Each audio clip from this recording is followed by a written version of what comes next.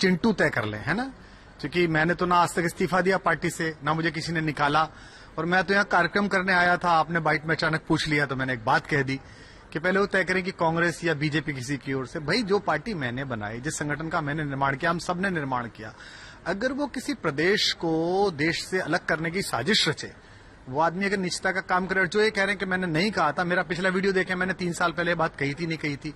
उस समय मेरे गंभीर जो मतभेद हुए थे किस लिए हुए थे, पंजाब में मेरे खिलाफ दुष्प्रचार क्यों करवाया गया था, मुझे पंजाब क्यों नहीं भेजा गया था, जो कि मैंने गाना लिखा था उस टाइम, पंजाब में वायरल हुआ था।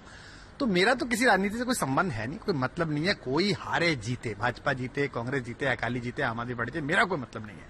बट हाँ, जो बात थी मेरे मुंह से निकली वो सच है। और ये जो इस पार्टी से हैं, उस पार्टी से हैं, चिंटू जो बोल रहे हैं, भैया मैं किसी पार्टी नहीं, मैं तो अपनी ही पार्टी से हूं जो मैंने बनाई है।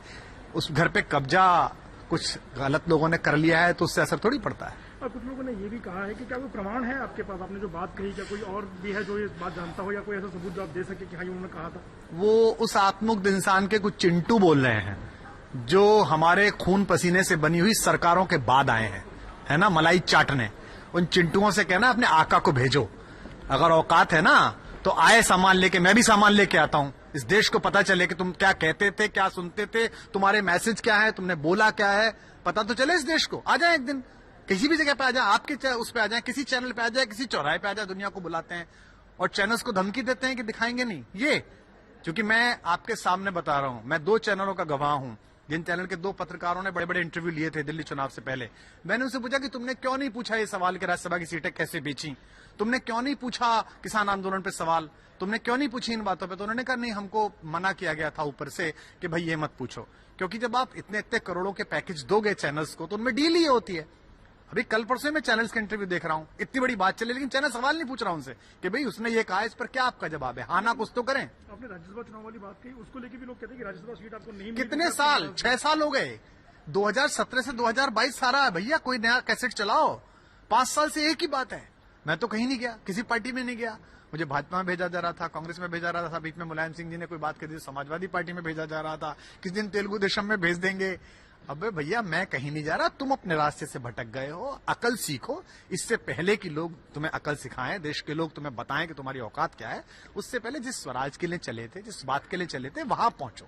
राघव चड्ढा ने कल एक लीगल नोटिस की बात की। देखिए क्या है, मैं चिंटू विंटू के चक्कर नहीं करता। लीगल नोटिस की बत्ती बनाए, वो जिसको देना उसको दें। मानहानि किसकी हुई, जिसकी मानहानि होनी चाहिए उसका तो मान ही नहीं है, वो आए ना, वो आए अदालत में मानहानि के लिए। वो जिसका चिंटू वो है, वो आका मानहानि लेके आए अदालत में, तो मैं अदालत में दिखाऊंगा कि मानहानि किसे कहते हैं, पता चल जाएगी दोनों को। कल के बयान के बाद आपको किसी का फोन आया आम आदमी पार्टी की तरफ से, उनके समर्थकों की तरफ से, किसी और की तरफ से, किसी और तरह का? वो जो धमकियां भेज रहे हैं, जो फोन कर रहे हैं, जो मैसेंजर्स पे भेज रहे हैं, जो व्हाट्सएप ग्रुप में धमकी चल रही है उनके, उनसे कहना है कि इनसे डरने का मेरा वक्त निकल गया। ना मेरा किसी पॉलिटिकल पार्टी में कोई इंटरेस्ट है, ना मेरे को किसी जीत हार में इंटरेस्ट है। मैं तो अपना ये कार्यक्रम कर रहा था, आपने मुझसे इस कार्यक्रम के बीच में सवाल पूछ लिया, इसने मैंने जवाब दे दिया। मैं उनकी धमकी से डरने वाला नहीं हूं, और ऐसे लोगों की धमकी से क्या डरना जो लोगों पे आरोप लगा के बाद में माफी मांग लेते हो। मजीठिया से लेके स्वर्गीय श्री अरुण जेटली तक, जिन जिनके फर्जी कागज हमारे सामने लहराए थे उसने कि भाई इस पे बोल, इस पे बोल, इस पे बोल, आगे जा, हम बोल गए मूर्खों की तरह, और बाद में चुपके से भाई साहब मैं माफी मांगता हूं, माफी मांगता हूं। ऐसे आदमी का क्या भरोसा करना। लेकिन ये भी बात थी पंजाब चुनाव के दरमियान ही आपने। अरे भैया आप पंजाब चुनाव के दरमियान यहाँ पे आए थे, मैं क्या करूं, 16 भारत पंजाब चुनाव के दौरान चल रहा था। मैंने आपसे कही थी कि आप पंजाब चुनाव में मुझसे पूछो, आपने मुझसे पूछा कि उसने ऐसा कहा है कि हिंदू डरे हुए फला हुए हैं, तो मेरे अंदर जो जो था, जो मुझे पता था वो निकल गया। यही मेरी क्वालिटी है कि मैं बोलता हूं तो निकल जाता है। और उससे उसके चिंटुओं से ये कहना है कि आका की थोड़ी बहुत इज्जत बचानी है ना, तो मुझसे ज्यादा मत भिड़ो, वरना मैं सारी बता दूंगा क्या क्या है। अभी वो कुछ सांपों के इलाज कुछ विशेष सपेरों पर होते हैं। ये दुर्भाग्यशाली है कि भारत की राजनीतिक पार्टियों के पास वो कौशल नहीं है कि वो ऐसे सपेरों को पिटारे में बंद कर सकें। मैं इसके लिए क्षमा चाहता हूं कि ये जो बेवकूफी हुई है, इसमें हमारे हाथ थे, तो हम ही बंद कर देंगे किसी न किसी दिन। जातिवाद को लेकर भी पार्टी ने अपना स्टैंड बदला है, ये बात आपने पहले भी कही है और अभी भी आप ये देखिए, वो तो जो मैनिफेस्टो था शुरू में वो सारा बदला है। वो वीडियो पब्लिक डोमेन में है कि हम ये करेंगे, हम आरक्षण हटा देंगे, हम जो है जो वो होंगी क्या कहते हैं क्रीमी लेयर्स होंगी उनको नहीं देंगे, एक बार जिसको मिल गया दोबारा नहीं देंगे। खुद कहा है, उसके वीडियोस हैं। पहली बार इसी ने रखवाया था। मैंने कहा भाई हमारी कौन सी केंद्र में सरकार बनने जा रही है जो हम आरक्षण पे कॉल लें, जो हम इन चीजों पर कॉल लें। नहीं नहीं नहीं, इससे रखो, इससे रखो। इससे क्या है जो यूथ मोटिवेट होगा और यूथ हमारे बारे में अच्छा अच्छा लिखेगा। जो आदमी इस तरह की बातें करता हूं, तो मेरी कोई विशेष टिप्पणी इस पर नहीं है। मेरा इतना ही कहना है कि मेरा कोई राजनीतिक मोटिव नहीं है, मेरा कोई राजनीतिक उद्देश्य नहीं है। मैं तो एक कार्यक्रम कर रहा था, आप आए, आपने मुझसे पूछा और मैंने आपको 3 बार मना भी किया कि भाई मैं ये एक भक्ति का, अध्यात्म का, राष्ट्रवाद का, एक राष्ट्रीय गीतों का कार्यक्रम कर रहा हूं। आपने कहा नहीं बताइए बताइए। तो मैं सिर्फ ये कहना चाहता हूं कि लोग बाग जरा सोचें इस देश के बारे में। मुझे दर्द होता है क्योंकि मैंने बनाया था वो, मैंने अपने हाथों से वो मंजर देखा था कि हिंदू मुस्लिम और ईसाई, हिंदू मुस्लिम सिख ईसाई अन्ना के हैं 4 सिपाही। और आज जब ये कहा जाता है कि दलित उप मुख्यमंत्री बनेगा, हिंदू डरा हुआ है, सिख किधर जाए, कैसी बात कर रहे हो यार।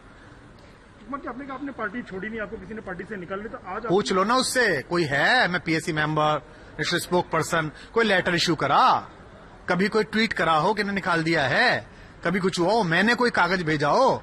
जो खुद को स्वराज के बड़े मसीहा समझते तो इनसे स्टैंड तो पूछो कि वो हैं कहाँ। तो आप कहना चाहते हैं कि आप आज भी आम आदमी पार्टी में हैं टेक्निकल? भाई साहब, अगर मुझे ना निकाला गया है ना मैंने इस्तीफा दिया, वो चूंकि जेब की है पार्टी, तू ये बनेगा, तू ये बनेगा, तू चला जा, तू आ जा। जो दूसरों को लोकतंत्र सिखाते हैं उनका लोकतंत्र कैसा है मैं बता दूं अभी।